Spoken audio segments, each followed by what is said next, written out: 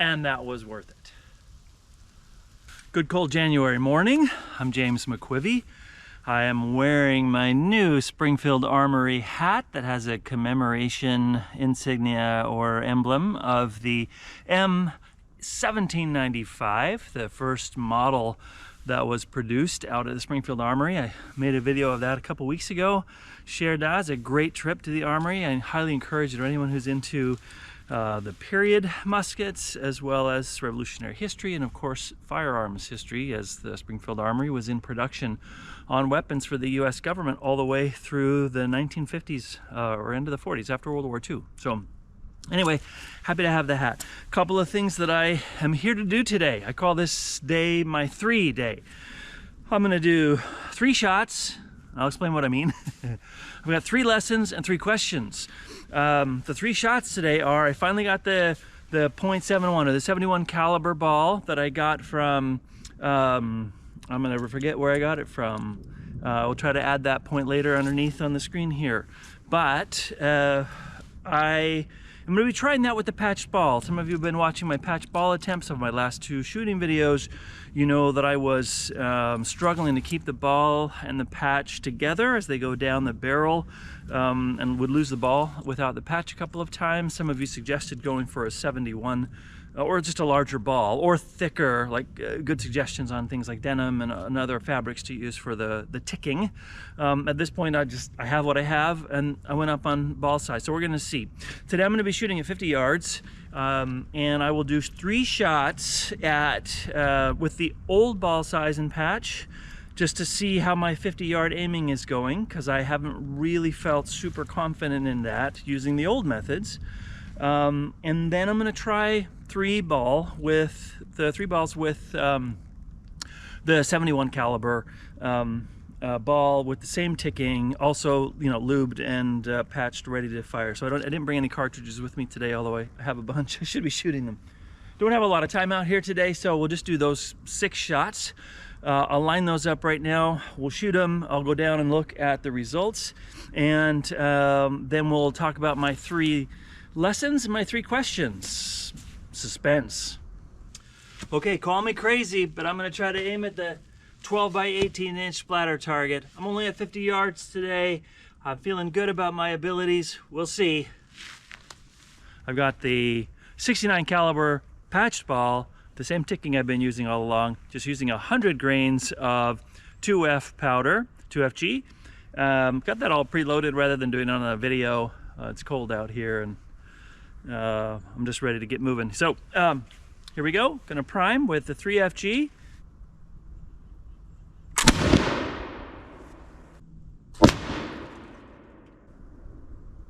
Surprise, surprise. I'm low and to the left, as always. So I'm gonna compensate a little bit in how I'm aiming. I'll see if I can get 2 more shots with the 69 caliber ball, and we'll go from there.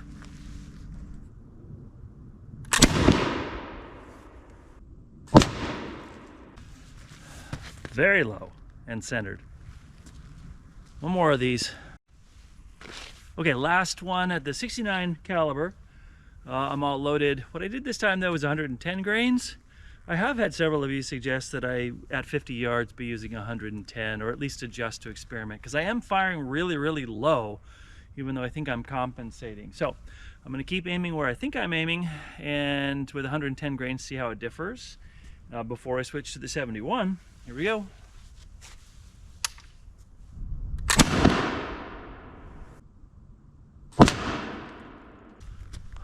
All right, now I'm gonna give the 71 a shot, 3 shots, and I'll set that up and be right back. All right, I'm in 110 grains of powder. I started to do the 71 ball, and wow, it's a lot harder to get in. So I thought I would share the experience a little bit. So obviously gonna trim this off. I don't think there's any risk that the ball's just gonna slip down like I've had a couple of times with the 69 caliber. We'll see whether I struggle to actually get this down, whether I have to be more economical with the ticking. Oh yeah, that's definitely harder. I mean, not impossible. I've had paper cartridges that were that hard because of the way the ball rotated or the way the paper came out. Let's get this primed and see what happens. Kind of excited.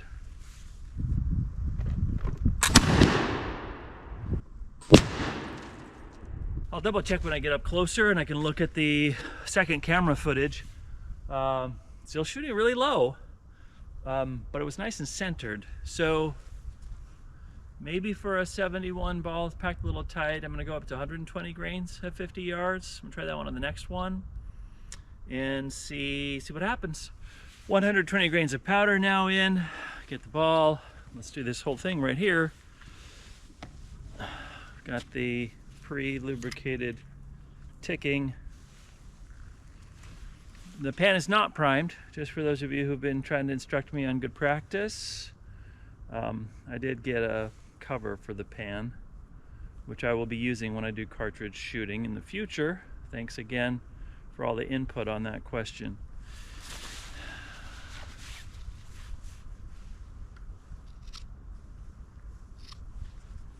Okay. And you notice I'm just so focused on the experiment, I'm not even worried about putting the ramrod back in the weapon.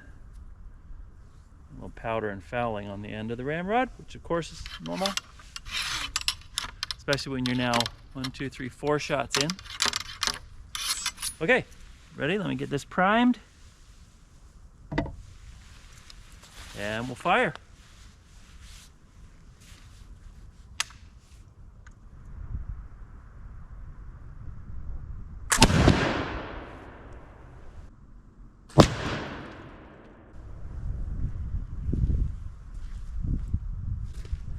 So far, I've only had one ball touch the splatter target on the edge of the left, and that was the 69 caliber. I think I see where that one went, but we'll try it again. Powder is in, 120 grains. Hopefully, I don't think today I've once said grams when I meant grains, so I'm making progress, I guess. This is a lot easier to place the 71 caliber ball with the ticking, I will admit. I'm not saying that I'm more accurate, but that's just, you know, I'm new to this still, relatively. And if you think of the 50-60 shot that I've made at all these different distances with different powder charges and different, I really just need to spend time. I think what I've decided is I need to spend time at 50.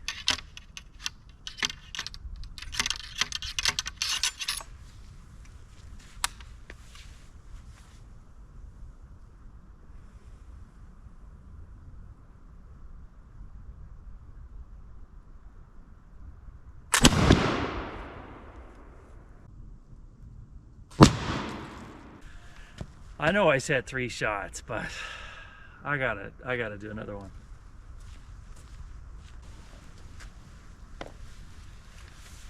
Literally the last ball I brought. I came here to shoot 3, and no, I'm not happy. So we'll try some more. One more.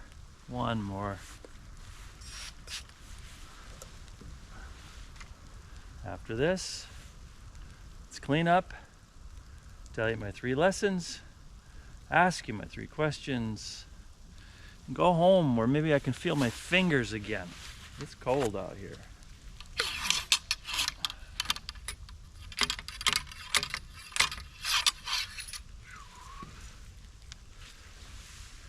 Last fire. Let's put this guy away. If I have some priming powder left.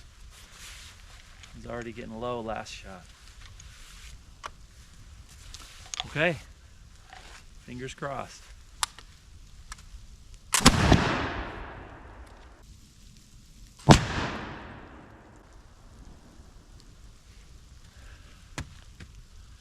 And that was worth it. All right, I'm gonna have some lessons to break down on this one. So I think I'll start talking about the lessons that I've learned while I'm walking down to actually inspect that shot. So I'm really glad I took that final shot, because I would have been bummed.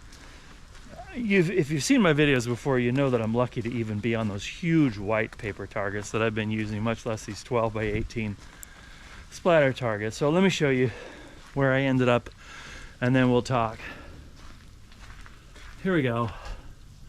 That's my last shot. That's the one I'm happiest with.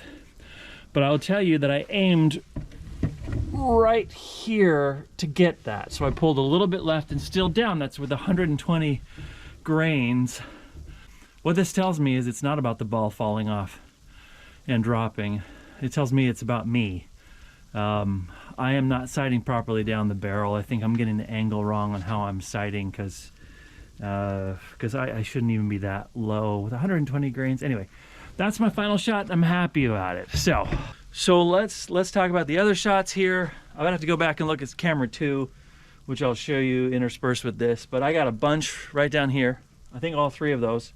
I just don't know which ones were from the 69 and which ones were from the 71. I think there's a couple of these that were already here, and then I know I put this one in with the 71. So not a huge difference in terms of 71 versus 69 in terms of my ability to aim. So this is really my marksmanship we're working on, not configuration of ball or even powder, although I can still work on that.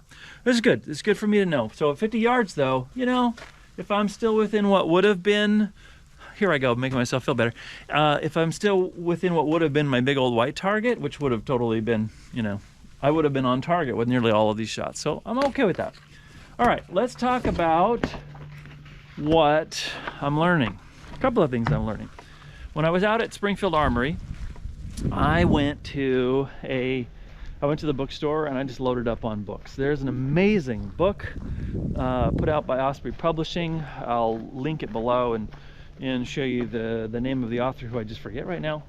That is all about flintlock muskets, their origin, how they were used in battle by the French, by the British, and it's just great stuff. So I'm gonna recommend that anyone who wants to, you know, catch up on some of this, look for that book.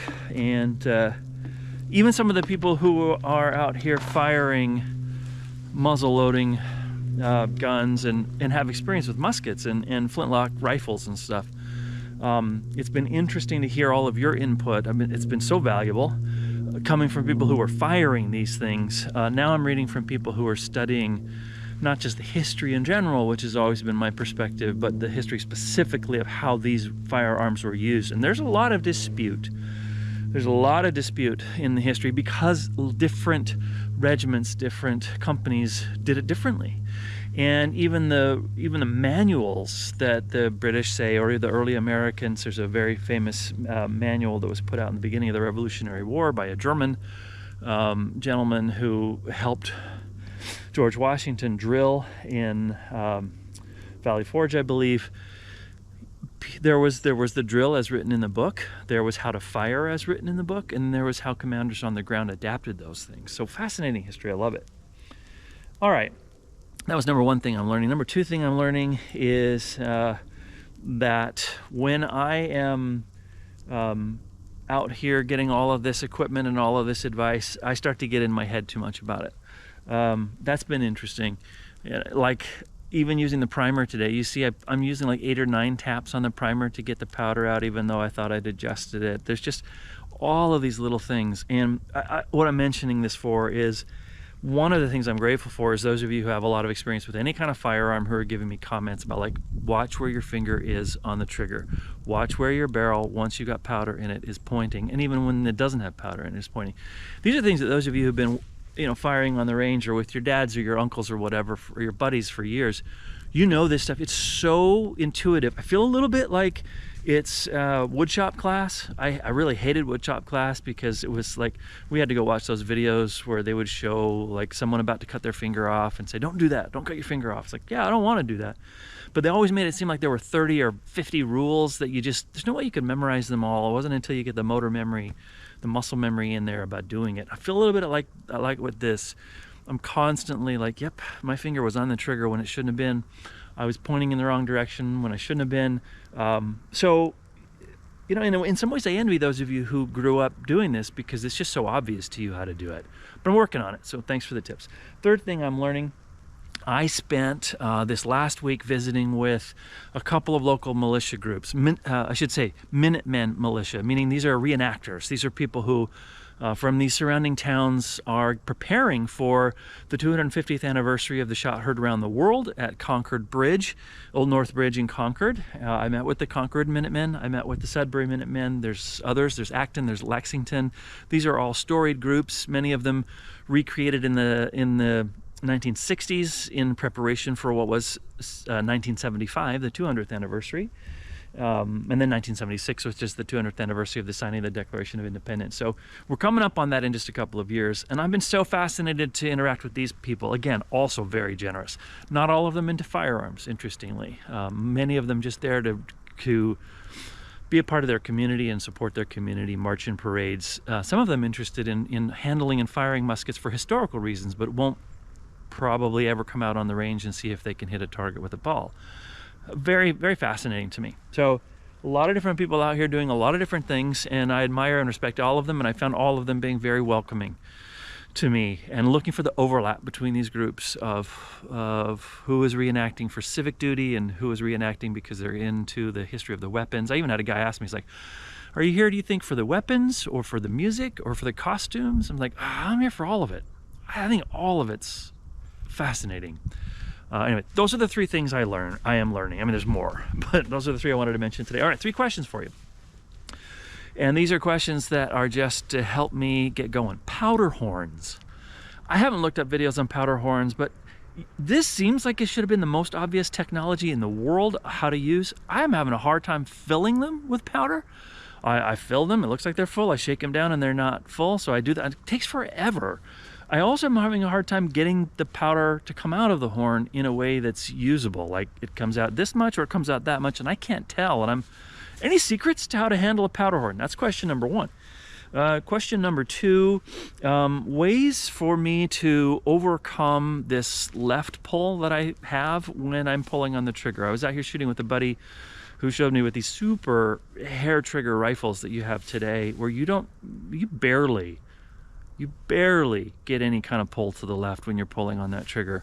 Although then when he showed me how to fire his handguns, I was like, oh, there it goes again. So obviously, is it just that you correct for it? Do you just constantly aim like 6 inches to the right and a little bit up in my case while I figure all this out? So that's question number 2. Question number 3. I put the question from the Minuteman reenactor to you. How many of you who are muzzle loaders, historic or primitive weapons people, black powder people, there's so many different groups that I've interacted with. All of them I've found to be welcoming and interesting. How many of you find the reenactment part of this, or not reenactment like you're necessarily going to go join in a Civil War reenactment or a Revolutionary War reenactment, but like the period clothing. Like I suddenly am finding myself fascinated with the idea of melting my own lead and making ball over a fire pit. I've seen a couple of those videos and it just feels cool. So there's obviously something about me that's into the history and the grit of what it was like to live 250 years ago. And I've got so many books on that half of them I've read and half of them I haven't. So that's where I'm coming from. Would love to hear in the comments how you would specifically feel if you're coming at this from a black powder perspective or a muzzleloader perspective or something. Are you also interested in the history? Does that motivate you, and is that part of why you get in touch with these kinds of weapons? Would just love to hear. All right, those were my 3 shots, technically way more than 3, I admit, my 3 lessons and my 3 questions for you. Just a heads up, probably won't be shooting on the range for a couple of weekends because I am going to be making period reenactment clothing out of wool for the next several weekends. Pretty excited about that too, and I will share that with you when I get further into it.